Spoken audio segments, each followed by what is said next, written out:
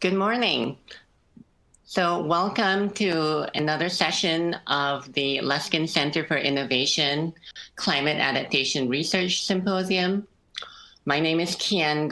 I'm an assistant professor of urban planning at UCLA. And this session is titled Community-Based Approaches to Investing in Climate Resilience.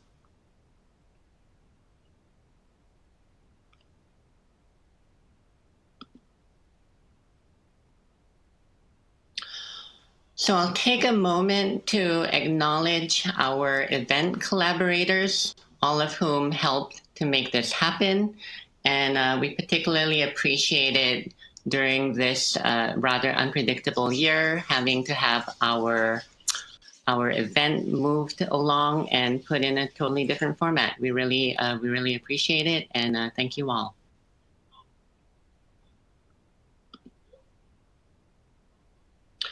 So before we begin, just a couple of housekeeping things for those who may not be familiar with the system. So you can resize the widgets on your screen and as well move them around. So you can use the little the icons that you see on your screen right here to either minimize or maximize the window that you're looking at. You can drag the bottom right-hand corner to make things bigger or smaller. And if you look at the buttons at the bottom of the screen, you can see the abstracts for each of the presentations or click on the Q&A icon to ask a question. And as well, yes, for the bios and the abstracts on the far right. So today we will have presentations from Alexis Merdjanoff from New York University, Elizaveta Barrett Ristroph, who is a principal of the firm Ristroph Law Planning and Research, and from me, Kian from UCLA. And our discussant for this session is Linda Shai, who is an assistant professor at Cornell University. So the way we're going to do this, each presenter will present their talk, followed by Linda offering some comments and a discussion. And then we will open it up to some questions among the panelists, if they have any, and to larger Q&A with the audience. So folks in the audience should certainly at any time put your questions into the Q&A box, and we will take that after the discussion at the end. So to start us off, here's Alexis Merdjanoff from NYU. Great, thank you so much. So I'm going to talk about social cohesion and climate risk resilience in East Boston. So this project is called Scale Up East Boston. It's Scale Up stands for Social Cohesion, Adaptation, and Leadership for Emergencies in Urban Places.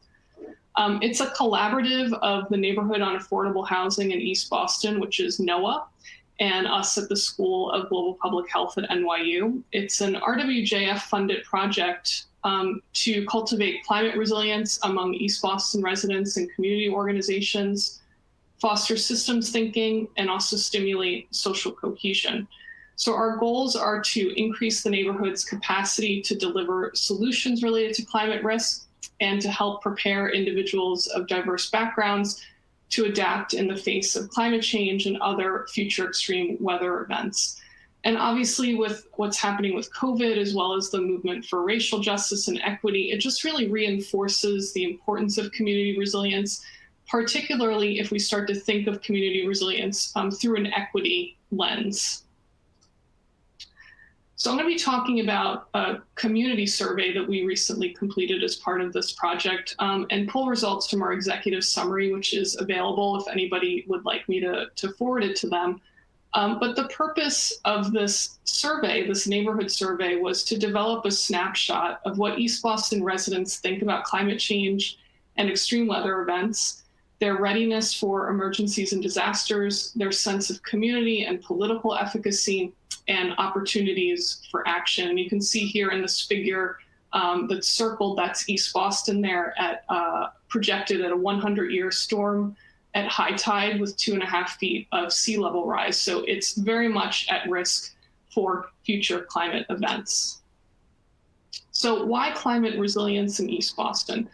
Well, East Boston residents over the last few years have been very focused on disaster preparedness. They want to know how to be better prepared for any and all emergencies and related to the changing climate.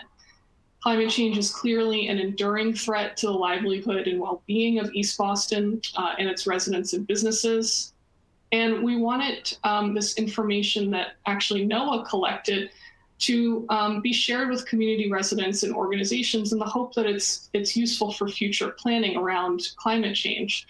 So what I'm presenting today is actually the first part of a 4-part climate resilience initiative, which includes this community survey, as well as a network analysis of East Boston's organizations, youth leadership curriculum, and a community assembly that's going to be happening virtually at the end of October.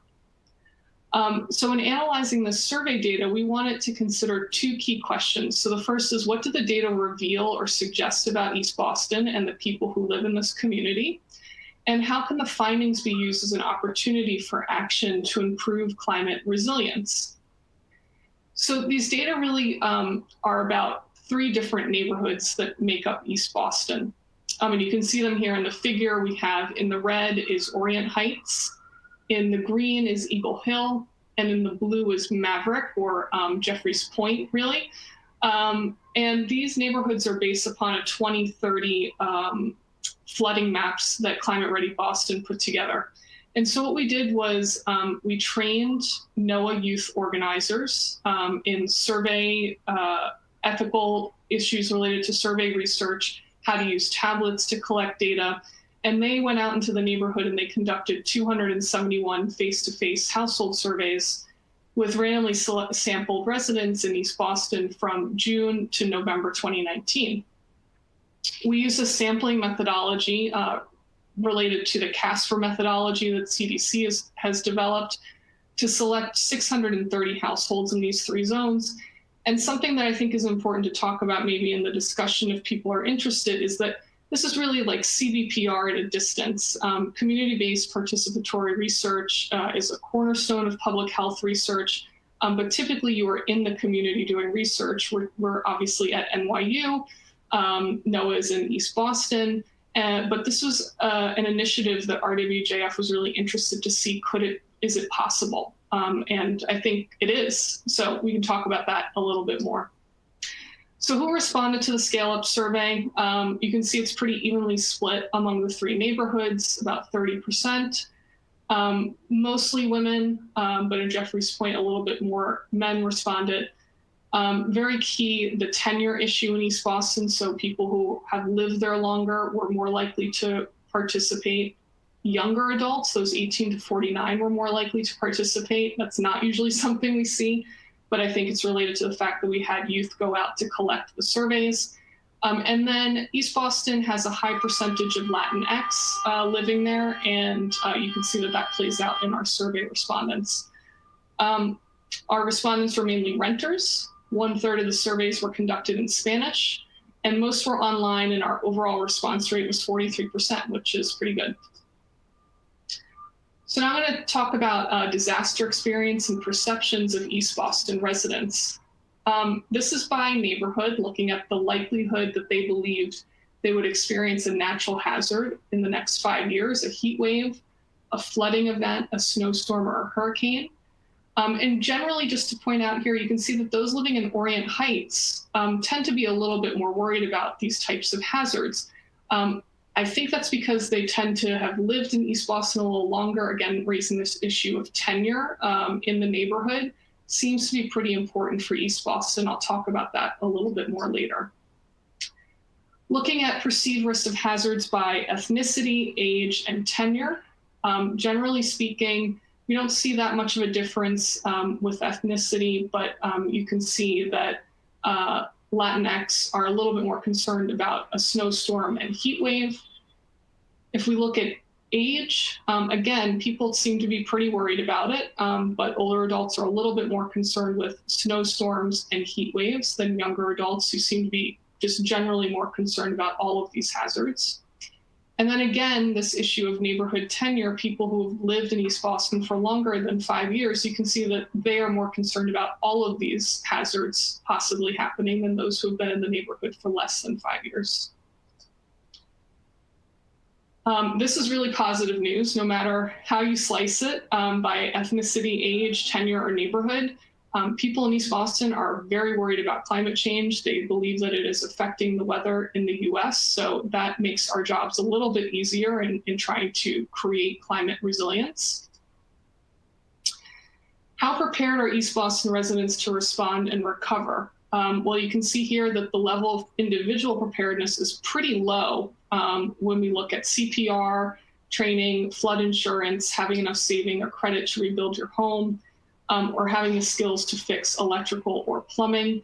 We can see, if we look at ethnicity, that there's an even starker contrast with Latinx, only 13% trained in, sorry. Only 13% having training in CVPR, 14% with flood insurance, 19% with enough savings or credit to rebuild their homes, and only 22% with the skills to fix electric or plumbing. Another really interesting finding on what we call lions, lone wolves, and lambs. So lions will, others will turn to you to lead the way in an emergency. Lone wolves will protect themselves and their families in an emergency, and lambs will turn to others or wait for help to arrive. We can see that most residents in East Boston are lambs, 61%. And if we break this down by ethnicity, 73% of non-Latinx residents are lambs, and only 54% of Latinx would be considered lambs. So let's look at sense of community and perception of political capital. This is a sense of community scale. And generally speaking, what you can see here with the first two, my neighborhood is a good place for me to live, and my neighbors and I want the same things from the neighborhood. People feel pretty good about their neighborhood, right? They want to live there. When it comes down to collective efficacy, if they think that their neighborhood actually has the power and influence to make change, you can see a pretty significant drop off. Only 42% believe that people in their neighborhood can get a problem solved. And only 43% think that if themselves or someone in their household calls a local agency or official about a major problem, that they're confident they will respond to the issue. And we also see Eagle Hill standing out here with really low levels for both of these items at 35 and 30% respectively. So again, thinking about, who needs the most help in building climate resilience, and what are some of these actionable items for us to take? If we're looking at neighborhood tenure with the same sense of community scale, again, we see a pretty stark contrast for those bottom two items. And those who have been there for more than 5 years, they seem to be a little less sure that they would get, that people in their neighborhood could get their problem solved, or that people would respond to an issue in their neighborhood. This is definitely some good news when it comes to trust for accurate information in a weather emergency. Again, no matter how we slice it, it seems that people are pretty trustful of the different modes of communication. This is great for a weather emergency. It means that you're not going to really be fighting this notion of mistrust when it comes to messaging, but that people will listen and trust the accuracy in the messaging that they receive. And then looking lastly here at political capital by ethnicity, this is pretty stark, and I think it provides us with a lot of insight into how to build climate resilience. So with these 4 items, I have a pretty good understanding of political issues facing our country. Latinx residents, only 28% compared to 54% of non-Latinx residents. Only 18% of Latinx residents believe that they have a role to play in the political process, compared to 48% of non-Latinx residents. 25% of Latinx residents would consider themselves well qualified to participate in the political process, compared to 46%. And only 24% of Latinx residents say that they're better informed about politics and government than most people, compared to 42% of non-Latinx residents. So what are some of our opportunities for action, right? I think that we have these two buckets here. We have climate and disaster risk perception and preparedness, and we have cultivating political and social capital. So around climate and preparedness, certainly some education and training around climate threats and individual preparedness. That's like an opportunity for action. Perhaps, 1 minute, Alexis. Great, thank you. Perhaps galvanizing some sort of collective action around climate adaptation and mitigation. Again, it seems like people are enthusiastic about making a change, making an impact around climate, but there's less of an idea of how to actually make that happen. So maybe it also involves some engagement with political leaders, public officials, and community planners.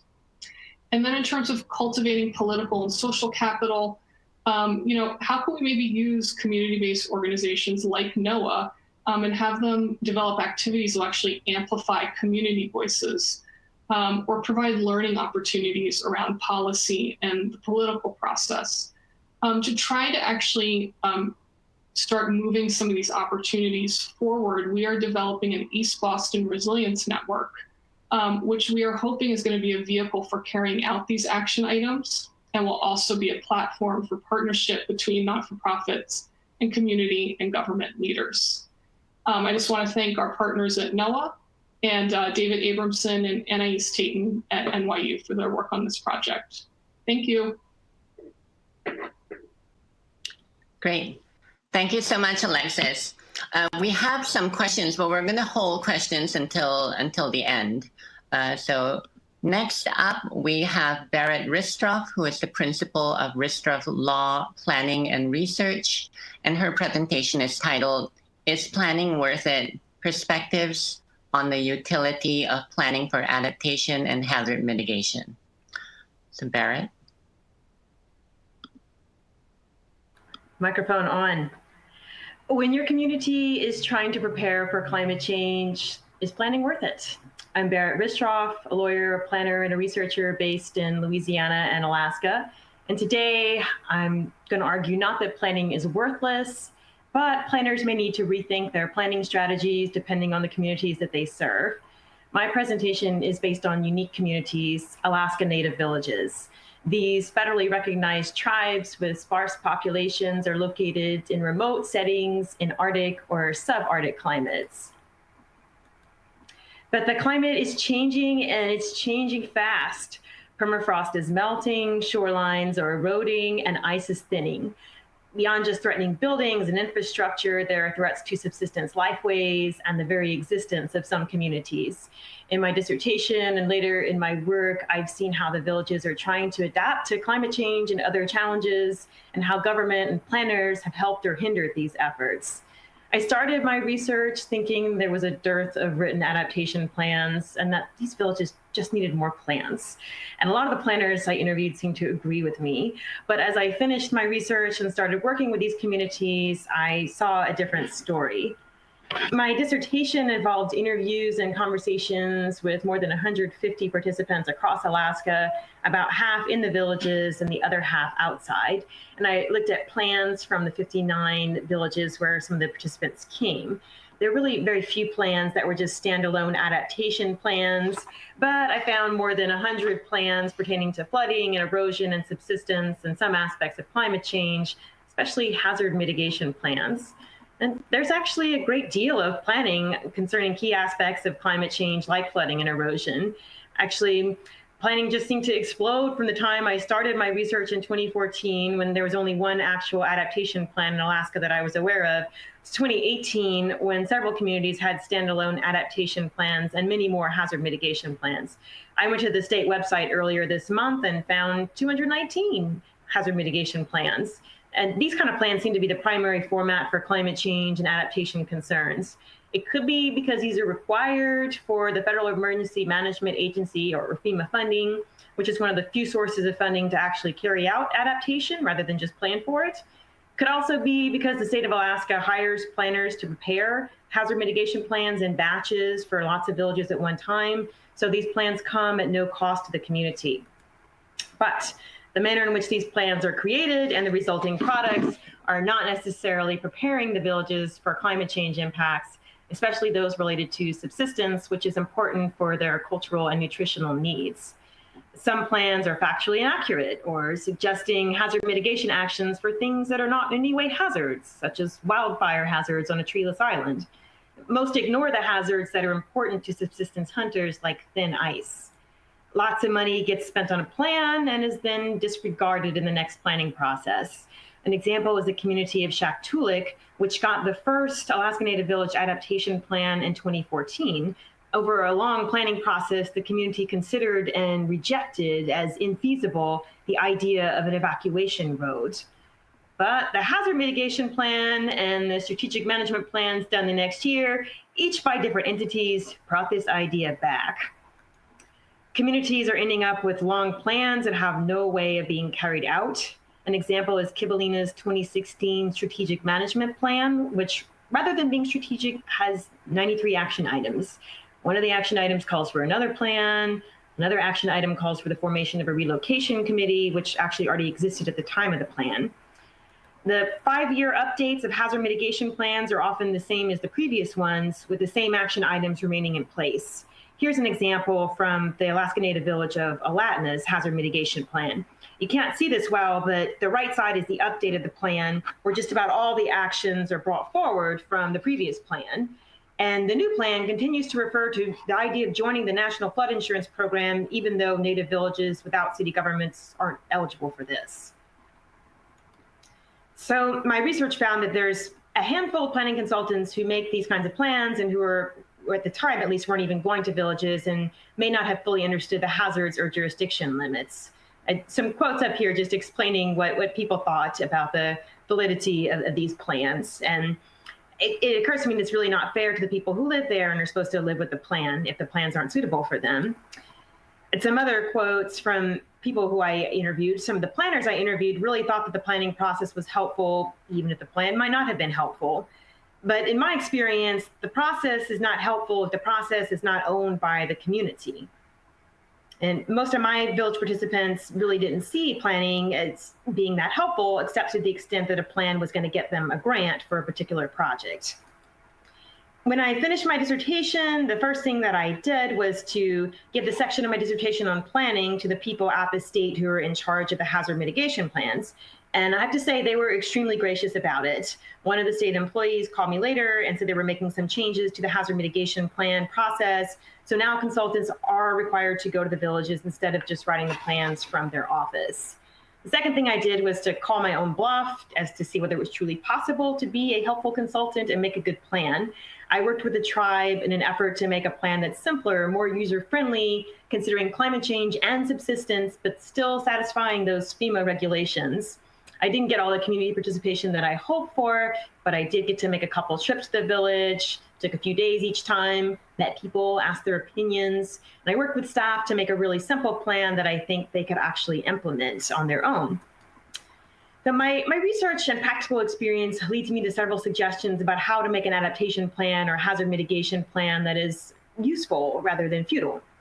I realize these suggestions are pretty context specific. They may not apply to urban settings in the lower 48. I used to think everyone in the village should be going to my planning meeting. After all, it's for their benefit. Then I realized it's kind of like a tragedy of the commons problem. I'm asking individuals to give up their time and come to my meeting for the greater good of the community. Same goes for my research. And they're getting little personal benefit. Also, I'm paid to go to the meeting or I'm paid to do the research, and they're not. So with this in mind, the local custom of having large amounts of food and door prizes for those who come to meetings seems a lot more reasonable. Having a shared meal is in keeping with a lot of Alaskan cultures. Also, following the local culture makes sense. If people are more likely to come out to a public event because it's a cultural celebration or a festival, this could be an ideal time to get their attention regarding planning issues. Meeting people can also mean not having a public meeting. Lots of people don't want to come to meetings, either because they don't like their neighbor, they can't find a babysitter, meetings are boring, etc. We can't think of public meetings as the be-all and end-all of planning, even though we do have to have public meetings because they're required by FEMA and probably some other agencies or state laws for their plans. But we can have also, in addition to those kind of meetings, we could have smaller events, open houses, even apps for people to get their input. I have an app here designed by the group I See Change that allows people to track flooding and heat events. When I say don't get ahead of the local government, I mean that it doesn't make sense to put something in a plan if the local government does not truly support it or is not clearly going to be able to carry it out. One thing that's been effective for me is to sit down with the local government over several days with lots of food and go through proposed plans and policies page by page and just take out the parts that they aren't comfortable with.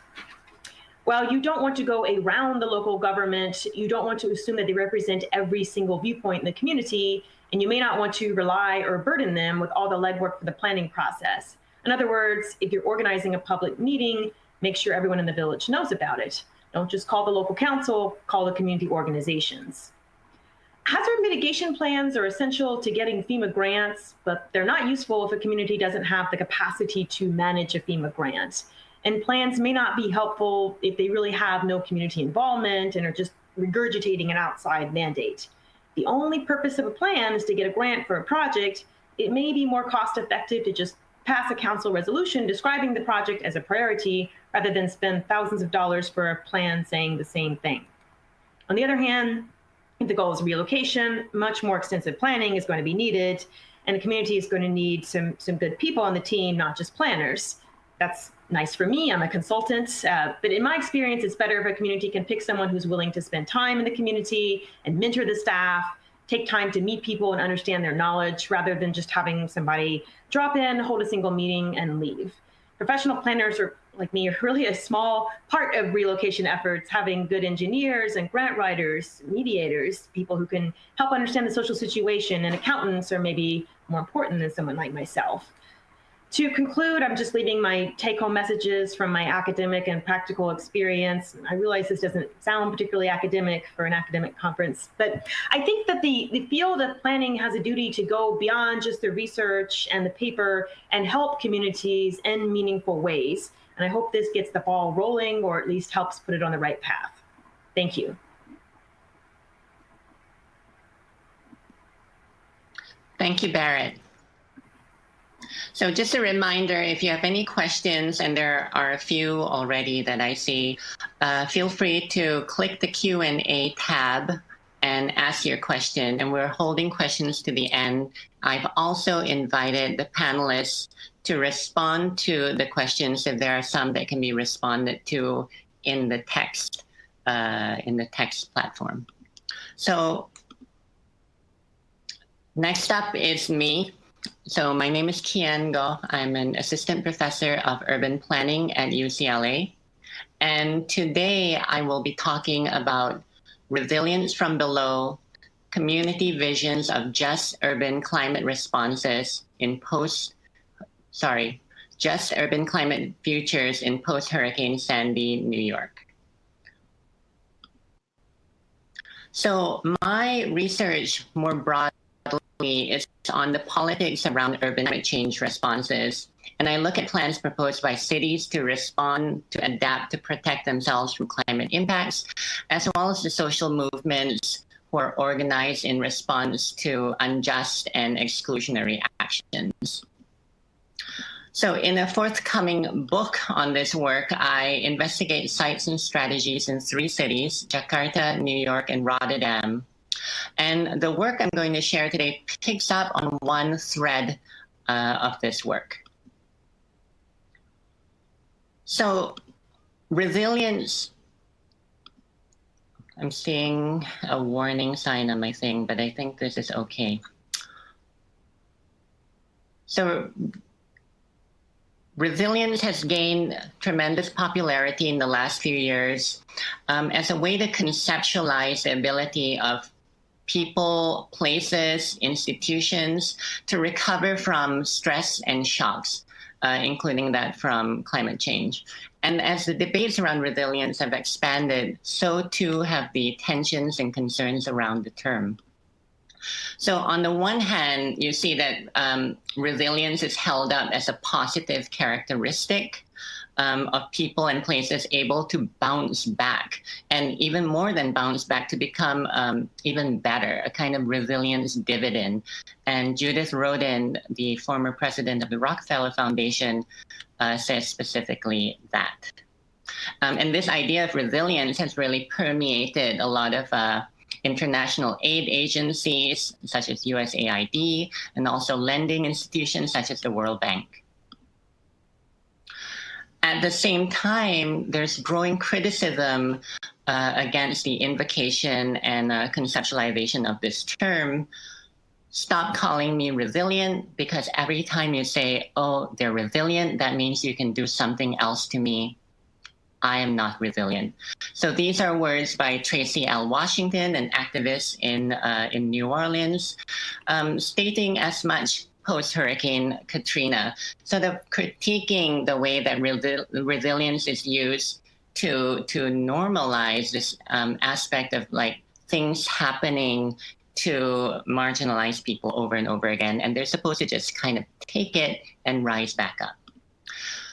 And this critique has also been echoed and developed on by scholars such as Bolin, Davudi, and Lawrence here, who really take on this notion that resilience has become almost machinic, like automatic.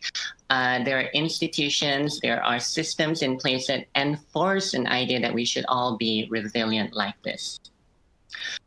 So in my work, I try to find an alternative way to think about resilience. So how might urban researchers and policymakers conceive of a just and progressive notion of resilience? Can that notion be developed and practiced from within the marginalized communities that are most threatened by climate impacts? I'll talk today about basically two cases, two community groups in neighborhoods in New York City post-Hurricane Sandy in 2012. And what I'd like to do is to actually go quite quickly through the context in order to get to the words of the activists and organizers themselves. But both the cases I'm going to talk about, so the Red Hook Initiative in Red Hook, Brooklyn, and Good Old Lower East Side in the Lower East Side, have shown these kinds of positive examples of resilience from the ground up. So post-Hurricane Sandy in New York, we saw what, in some ways amounts to some pretty innovative responses to resilience, such as the Rebuild by Design initiative, which was a competition to find resilient strategies for the Sandy-affected region. Rebuild by Design selected 10 designer-led teams to come up with proposals for different localities around the region. And the effort is exemplified, epitomized possibly by this project, the Big U, by the team led by BIG, this Danish architecture firm. It is also an initiative where we saw a lot of international assistance, most notably by Dutch consultants and planners. So Henk Oving, the principal of Rebuild by Design, was formerly a water management and spatial planning leader in the Netherlands. So I'll run through the context really quickly. So in Red Hook, Brooklyn, Red Hook was hit particularly hard by Hurricane Sandy. And I was very worried about this because I had spent time in Red Hook working with the Red Hook Initiative to design their community center around 2010. But in the days after, we saw that RHI, the Red Hook Initiative, became the center of community resilience. So staff and constituents worked together to open a soup kitchen to help people affected by the storm. And the Red Hook Wi-Fi network, which is a community-based mesh network, could be used by FEMA officials to extend their own communications infrastructure. And in this case, we saw that a community effort really helped a broader and multi-scalar effort at resilience. This is not to say that the structural problems that communities such as Red Hook, and particularly the constituents of the Red Hook Initiative who are public housing residents in the Red Hook houses, don't face structural problems. So you see that temporary boilers that were installed right after Sandy, here's 2014, but they were there last year in 2019. And similarly, we still have temporary storm barriers surrounding the neighborhood. In the Lower East Side of Manhattan, it possibly wasn't hit quite as hard as Red Hook, but a lot of the damage was actually invisible. It was in the basements underneath the public housing projects, the NYCHA public housing projects. And similarly, we saw a community-based response to deal with the immediate problems in the post-Hurricane Sandy days. Organizations such as CAV here, organizing volunteers alongside as well this organization called the Good Old Lower East Side. And they not only helped in the immediate post-disaster relief effort, but they came together to organize as a group to assert their voices during recovery meetings. So the Lower East Side was one of the neighborhoods that was part of the Rebuild by Design effort, precisely the neighborhood that was covered by this Big U project. And Damaris Reyes on the left here, who is the executive director of GOALS, the Good Old Lower East Side, really led this effort to assert community needs during those public meetings around the team effort.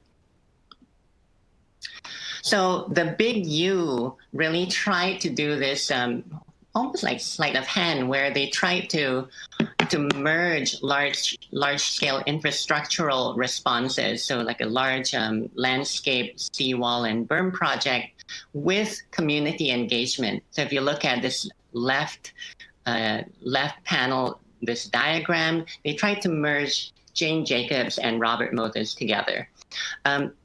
But still, we found in the early implementation days in 2014, some conflicts on the part of community members who were questioning the prioritizing of the project itself, even though during the engagement phase, they were pretty happy with the design team. And these conflicts have actually only continued in the 6 years since the completion of those plans. So here last year, again, community members protesting the fact that they weren't consulted in a pretty significant change in the proposal.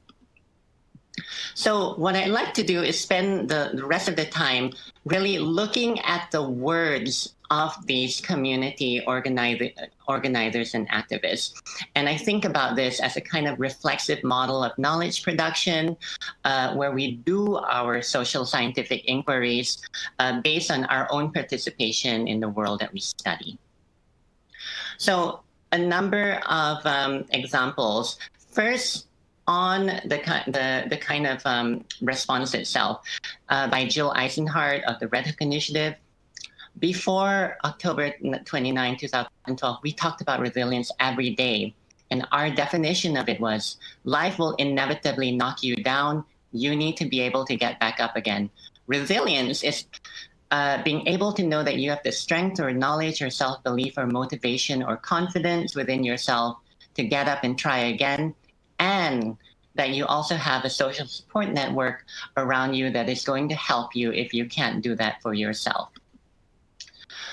Damaris Reyes in the Lower East Side says, so, quote, so we knew that we were going to have to do a lot of work in the high rises that had lost power and the elevators weren't working. And that meant, that we would be looking for seniors, we would be looking for people with disabilities, we would be looking for vulnerable families, like a mother with multiple children.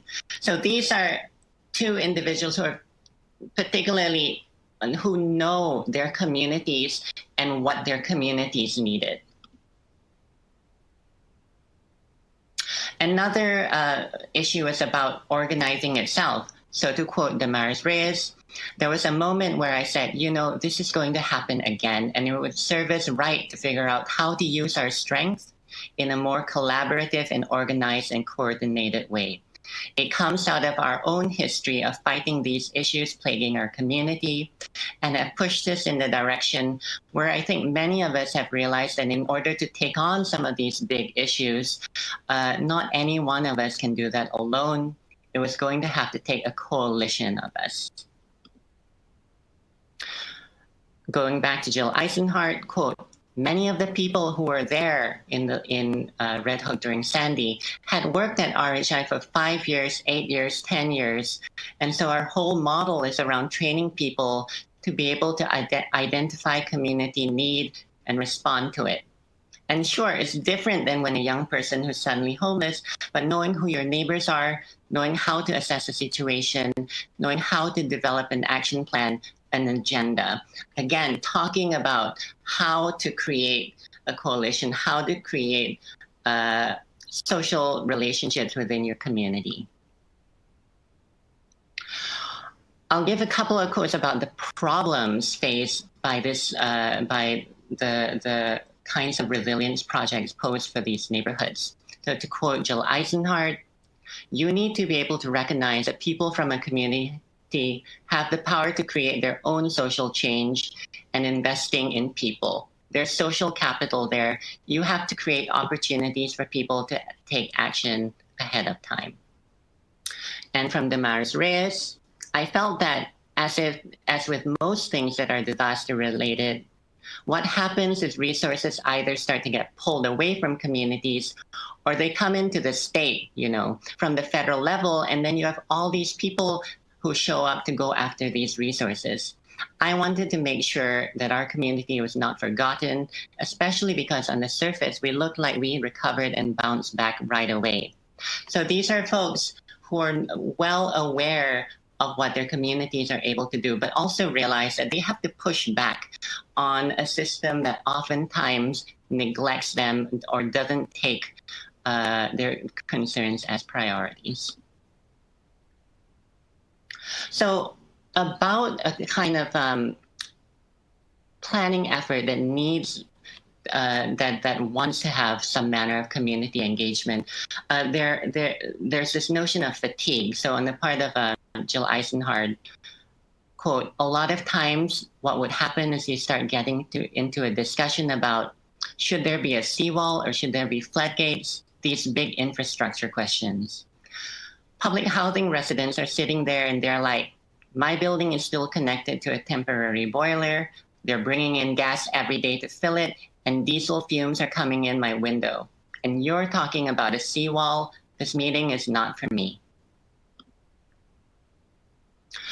Damaris Reyes actually formed, or rather perhaps forced, a better working relationship with the design team working in the Lower East Side.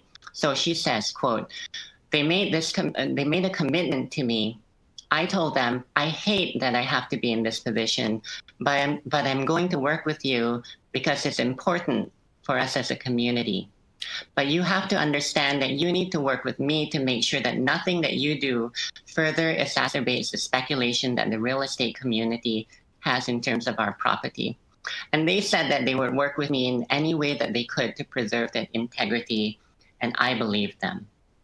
And yet, she goes on, Damaris, this is not new anymore, the planning workshops. People have a little bit of planning fatigue. But more than that, you have all these kinds of processes that happen. They don't always result in anything concrete. So we were like, why do you want my opinion? For what? I'm going to pause here. I think to go on to actually what I think are some findings and some analysis around this. So I think the two things that matter most coming out of this, speaking to folks like Jill Eisenhardt and Damaris Reyes, observing that the work that they are doing in Red Hook.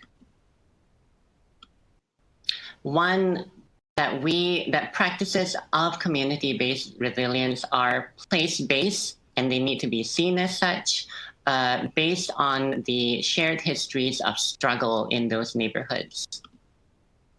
And secondly, researchers and policymakers need not only to look to community participation, which you often do, but also to pay attention to the intertwined relationships between the physical spatial conditions in cities and the institutional context in which those challenges lie. So I think I missed my cue, my 1 minute cue, so I'm way over time. I apologize, but thank you so much.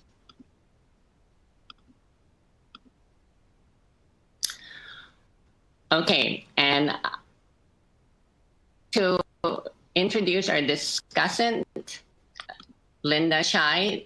Linda, are you here? Linda is an assistant professor of city and regional planning at Cornell University. Linda? Hi, everyone. It's lovely to be with you here. Thank you for those 3 wonderful presentations, and I'm glad to be here to be a discussant. I'm not going to respond to any particular speech or presentation, but more riff on some of the themes and ideas and issues that each of your presentations together bring about that we should, I think, in a session called Community-Based Adaptations, Community-Based Approaches to Investing in Climate Change, should be here to talk about. I think the first observation that I had, this is now the second panel of the day. The first observation that I would have is the really very different scale of analysis that this set of conversations has compared to, let's say, for instance, the session I was in 1.2, which was about economic modeling, large-scale spatial analysis, census, and other kinds of statistical models. And that this kind of deep empirical approach of grounded case studies, talking with people, looking at photographs, looking at the importance of place, gives you a really different set of understandings about what is going on, and itself begins to show the issues that really are important.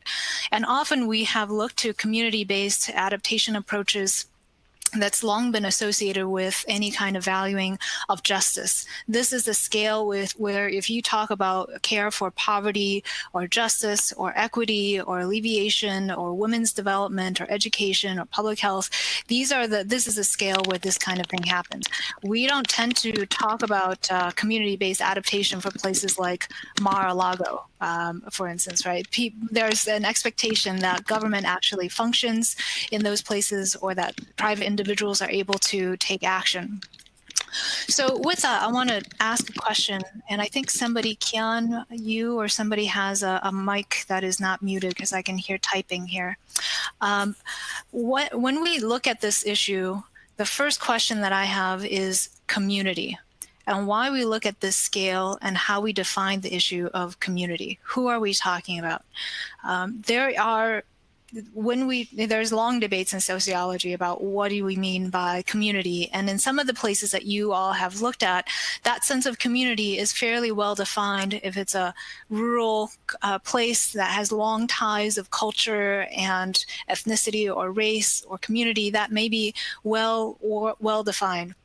But in so many places, we have seen an erosion in our social institutions and our participation in those institutions, and also the kind of poverty, inequality, and housing instability that many places have seen means that a lot of places are in transition, and they are not necessarily stable or forming the kinds of social cohesion and stability that you might actually want or need in order for this to be a scale that we can actually really tap into. And that's perhaps especially true under climate change, where all sorts of stressors become kind of divisors between communities, or as different groups begin to migrate out or migrate in. And that adds a kind of social instability. Oftentimes, I think a lot of adaptation looks at what happens when climate impacts takes place in a community, but just as important are issues of the adaptations that that city might need to do in order to accommodate, let's say, migration after a disaster. So after Hurricane Katrina, you saw surrounding cities like Houston or Atlanta or Baton Rouge or Tampa increase significantly by population, and that adds to stresses around their housing creation. So when you talk about community, who do we mean in terms of who they're planning for? Who is the we, the current we that lives there, the future we that might be there? And then, of course, there's the issue that this scale, it is both a strength compared to some of the previous methods that I saw, as well as maybe perhaps a weakness in that there are so many communities that we're looking at. And what does that mean? What is the end goal here? That a community-based empowered approach means we're asking every single community group or place to find some way to think about their adaptation plans. I mean, this is kind of the opposite of what Barrett was talking about, where so many, a proliferation of plans do not actually lead to change. What will it mean for all of these places to have to mount the resources to conduct a survey, to understand and develop the resources to become capacitated to engage in larger processes?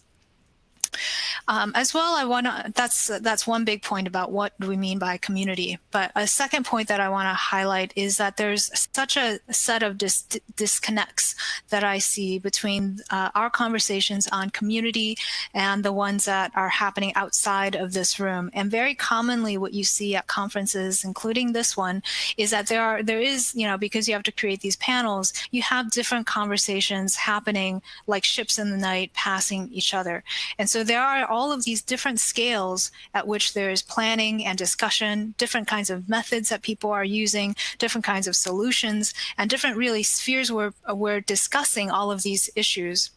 And that, of course, has implications for implementation. So just to, maybe because I'm recognizing that Barrett comes from law, if you're looking at the legal spheres or in some of the other sessions that we're talking about insurance spheres, these are places that are very rapidly beginning to think about changing the larger systemic issues and structures in terms of their vulnerability to climate change and internalizing the costs of climate change for their investment models, for bond markets, for mortgage lending, for insurance, for housing and development in terms of where they should direct investment.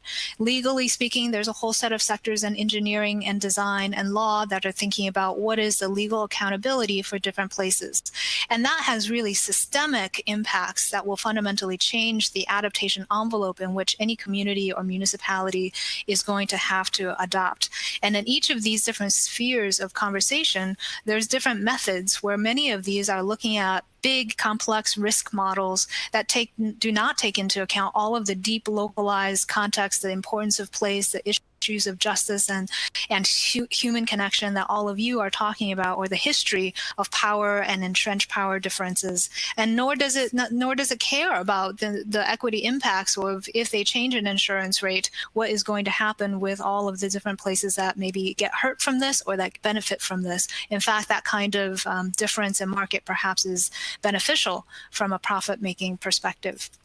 So I want to just recognize, like, what will it mean for injecting or aligning or even putting in conversation these different conversations, these different methods and ways of knowing with one another. And then finally, I want to just discuss some of the tensions here between what community-based adaptation, what is that ultimately, what is the end game of what that's trying to get us to think about? Because there is such a challenge here in the time scale of what we're planning for. And Kian, you talked about, one of the people you interviewed said, I don't have boilers, I don't have heat, and you're asking me to think 100 years away about sea level rise. You are not attentive to what I'm talking about.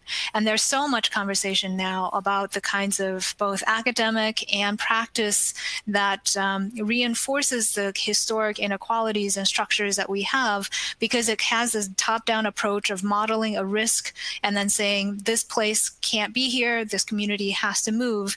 And so there are these imbalances between a future-looking climate science that says people should go, and then the community that says everything I love and value is here, why can't I stay? And so what is the alignment here of what we have learned from community-based approaches that teaches us something about the bridge between the incremental initial approaches now and the transformations at the large scales that we know some of these challenges are happening. And that's true both temporally and also geographically. Like right now, such huge wildfires are burning in California. What is the relevance, or what have we learned from community-based adaptation that should tell us something about what all of these different communities across the entire state will need to do? And is this indeed the scale at which we should act? If this is not the scale, and indeed the state or the federal government should be taking action, what would you want them to know about community-based adaptation to actually make their efforts effective and transformative and helpful? I think that to some extent, we have not necessarily leveraged the power that each of our scales has to offer. So at a community scale, there is such deep knowledge about the people, their vulnerabilities, their connections, those relationships, and situationally who is where and needs what. I think as Damaris, Kian, some of the things you were saying pointed to. And then at the higher levels of government, I mean, you might ask, do we need more participation to tell us that poverty is a real barrier to climate adaptation and causes greater vulnerability? Do we need more participation to tell us that we need more affordable housing and that real estate is currently leading to climate gentrification? So what is ultimately the purpose of community-based participation, and what do we want to change? And so I think there is a lot that can be done at the higher levels, whether that's the federal, the state, the regional, or the private sector levels, to think about actually how a lot of these dynamics are playing out and the implications they have for the communities on the ground in order to then build the political power and the mobilization power to target some of the community adaptation approaches, rather than what I think so often is happening now, is that because nobody is doing anything at the higher levels, or because there is such disconnects or lack of coordination or lack of justice and attention to justice at these levels, that the community becomes the bastion of last resort, the only place that can mount any kind of resistance, and it is a constant form of struggle to just keep up with the next most important crisis. That's it for me, and looking forward to conversation with the panel and the audience. Thank you, Linda. That was perfect. Thank you so much. So Linda had the very difficult task of listening to all of us on the fly and then coming up with a super on-point response. So thank you. And I think I'll just pick up that one thing that you said at the end. So why do we need to talk to community members to know what we already know? It's like it seems like we're on some level trying to use engagement with communities as an excuse not to do things on some other level or some other end of things, which, you know, if you see it in that light, seems like a totally, like, I don't know, like I don't even have the right word for it, but like an inappropriate use of people's time at the very least, if they're not going to be able to get anything beyond what they've been getting. So thank you. So I want to take maybe the next couple of minutes to ask whether any of the panelists have comments or responses or questions of each other. And I don't, but I would invite anyone else to ask that.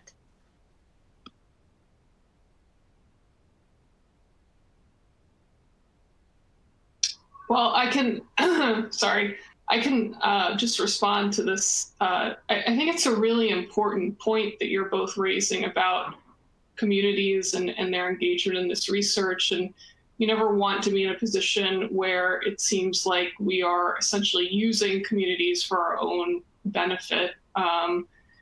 But one of the key principles driving CBPR, community-based participatory research in public health, is that the community is actually developing the research question, and in consultation with the researchers.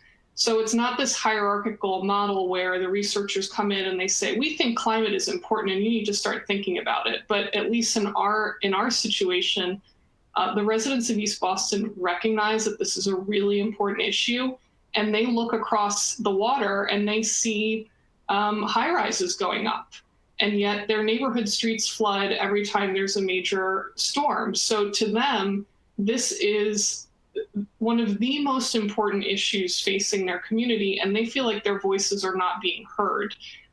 So I think it's really important for researchers to provide that space to communities, and to say, you know, we may go in and say, oh, we think research question A is really what we're going to be doing, but the community may say, no, we need to turn our attention in this direction. And it may or not, may be climate, it may be disaster preparedness, right? And those are two very different issues. So I think it's really important as researchers that we give communities that power to really establish the research narrative from the very beginning. Thank you. Barrett, do you have any comments or responses? I appreciate the other panelists' thoughts, and the idea, it's such a fine balance between fulfilling my job, whether it's a planner or a researcher, getting the information I need, and then making sure, like Alexis was just mentioning, that you are fulfilling what the community wants. And then there's that third difficulty. What if the community wants something, but they don't have the capacity, or they're not organized enough to articulate it in a way that can lead to participatory research? I find that's a whole nother challenge to deal with. And then at that point, is it appropriate for the consultant or the planner or the researcher to be a little bit more taking a lead role and saying, hey, I think this is the research question, why don't you go down this way? So it's a very difficult work to figure out what that community desire is, and if that's really the community desire, to make sure that that's what it is, not just one person's work. And sounds like the work that you all both did was super interesting and community engaging. So I appreciate hearing about it. Thank you. Go ahead. One of the questions has come in to challenge me to answer some of the questions that I posed. And so I'll just take a stab at a couple of them and note that I think one of the issues when we think about incrementalism and transformation is that it's very hard to have any sense of trust when you don't currently have a sense of trust that any of these large-scale transformations that putatively are in the interests of people we're all trying to help as professionals might actually lead to their benefit, because historically there is no evidence in any kind of housing or infrastructure project in this country that has necessarily consistently benefited the urban poor, all the more so if they are people of color. So I think that that there can be more easily bridges done in terms of modeling or research, where you can look to the future and work backwards and have a sense of, right now, maybe we are only attending to this, but in the future, these are some of the bigger directions we need to go towards in policy changes, whether that is building more housing, merging municipalities, or changing governance approaches.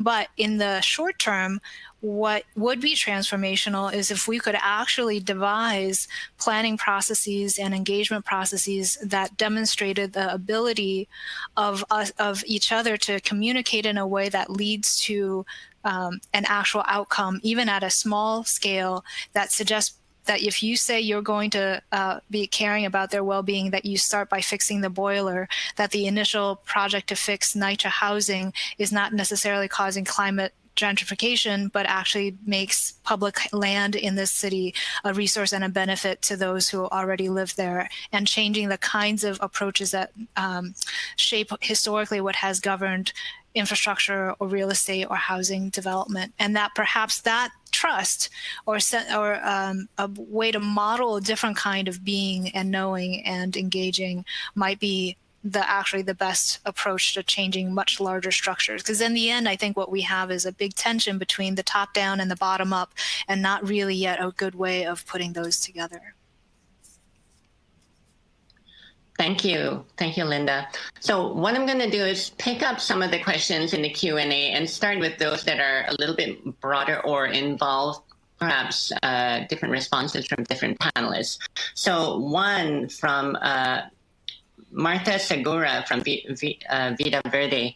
So she asks, what is the end game of community-based adaptation? So I don't know if she was stating that this is a great baseline question, and I think it's in response to Linda, but I think it is a really great question that those of us invested in this work need to take on. So I wonder if any of the panelists have a response to this. What is the end game of community-based adaptation? Well, this is Barrett. I'll just say very bluntly, for the community to continue to exist, because not every community, but some communities are kind of in an existential position, like especially in Alaska, will I continue to exist, not just because of climate change, but of all the other forces that kind of conspire against the continued existence of a very remote village. So I would like to think that community-based adaptation is the community taking the leadership and the reins so that they can keep on going on and we'll still be here in 100 years. Yeah, and I think just to build off of that, from my perspective, I think a lot of it has to do with building not only physical infrastructure that's protected, but social infrastructure, and thinking about building flexible systems that allow the community to achieve whatever goal they have. It may be to adapt and stay in place. It may be to have some sort of retreat. But whatever that community's common goal is, the adaptation plans need to build some sort of social infrastructure so that the community has the tools to actually make sure that their desires and that their wants and needs are met.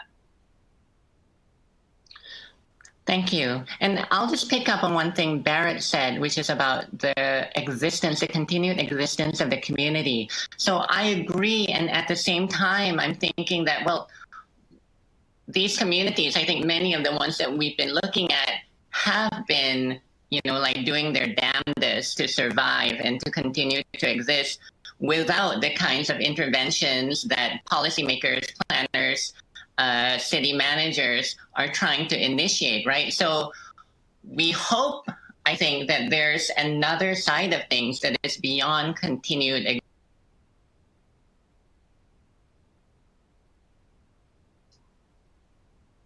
Oh no, did we lose her?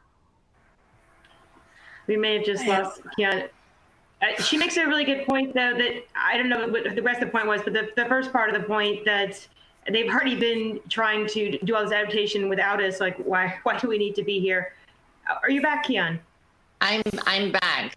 This happens. I've seen this happen a couple of times. So go on, sorry. Oh, well, you make a really good point. Why? I mean, I think the reason why we now need the professionals is because the odds are so much more difficult just in the face of the extreme climate change and other things that makes it different from the way it was previously. And then looking at, I don't know if you're going to mention too, are we just adapting or just eking out an existence? Or are we actually trying to get communities to thrive? I would like to think that they're doing more than just eking out an existence, but they're also going to be thriving as well. But I kind of stole your thunder because I thought we might have lost you. So please take the microphone back. No worries. I was just going to make a point that, we've seen a lot of attention to things like mutual aid during this pandemic, and a lot of excitement over how communities are able to, volunteer and protect themselves. And I think that's great. But if you think about the underlying principles of mutual aid, it's always for survival. It's because the systems have not worked for so many communities. So I think for me, the end game really is the transformation, at least concretely, of urban development, of the kinds of urban development that has gone on in cities. I would say at least for the last 30 to 40 years, this kind of privatized urban development that makes good note of engaging with communities, but when you look into what is really happening in terms of like. Oh no, we've lost her again. I guess I would just pile on and add to that that the minimum basic that community-based adaptation, I think, is to enable the survival of these communities, as Barrett noted. But I also think that they also have a lot of power to contribute to our broader understanding of a different way of acting, that voices from the periphery, from places that are not necessarily the mainstream of how we think about doing things, hold a lot of power. So if you look at one of the Q&As talked about indigenous communities, how do they conceive of time? Some of these climate adaptation plans talk about planning for 7 generations. How do we think of time on that kind of a scale and that kind of meeting and dedication to place? How can we use the community-based adaptation approaches that we see in some communities in terms of community land trusts or different models of development or community control, where they're piloting localized control over denser housing under climate migration that enables the urban poor to actually benefit from future development in high ground instead of just being displaced and else over that process. So I think that there's opportunities for leadership to come from communities and not just necessarily be relevant to themselves, but also have relevance and resonance for the broader adaptation project. Thank you. So clearly I should stop trying to say anything and hope that this continues. I wonder if maybe Barrett would like to jump on the indigenous community knowledge question. And if not, we can move forward to someone else. And pardon me, I didn't see the indigenous knowledge question. Just how does it help? What is the role of it? Yeah, so how can the indigenous community's knowledge of nature be integrated into the urban community? This may not be specifically. I know that my challenge that I get is a lot of we're stuck in this Western science world, and it seems that Western science is always king over indigenous knowledges, and there's a lot of lip service paid to the need to incorporate them, and in reality, it doesn't happen that much. What can we do about it? I would suggest we all spend more time together and try to bridge that. The other thing that I say to communities, which nobody likes to hear, is that as long as we're stuck in this Western science world, it's going to be critical to have to navigate this strange world and all the institutions and these bizarre things that one must do to get a FEMA grant. I think you need both indigenous knowledges in Western science and the wherewithal, the capacity to navigate this strange system that we're in to get the money that you need to do what you want. And so the answer is not just, how can we bring in indigenous knowledges into urban planning? We can and we must if we pay attention and listen, but how can we also be giving back to the community something so that they're in a better position to navigate the system they find themselves in? Thank you. Anyone else want to pick up on either that point or any of the other questions? So I'm hesitant to even try to click on something in case I get disconnected again.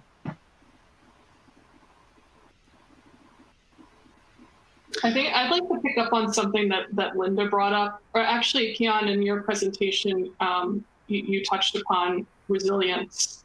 And I think this is just such an important concept that we really need that deserves more of our critical attention, and that we really need to think about who we are calling resilient, if we're talking about an individual level, a community level, if we're talking about resilient systems, which I think is the most helpful way to think of resilience, rather than this, what is now tending to happen is that, individuals just need to pull themselves up and move forward and bounce back from traumatic hazards. But we have to be really careful with this term. And I really like your idea of trying to think about it differently and in a critical way. And how can we start to almost reconceptualize resilience? But I really like that, and I think it's just so important for us moving forward to really investigate this term. Thank you. And we're basically out of time. I want to thank our panelists, Alexis, Merdjanoff, Barrett, Ristroph. I want to thank our discussant, Linda Shai. Super awesome to be in conversation with all of you. Thank you all for attending this. And I know we haven't answered all the questions, but I'll try to make sure that we have a copy of this and folks can address questions more specifically offline.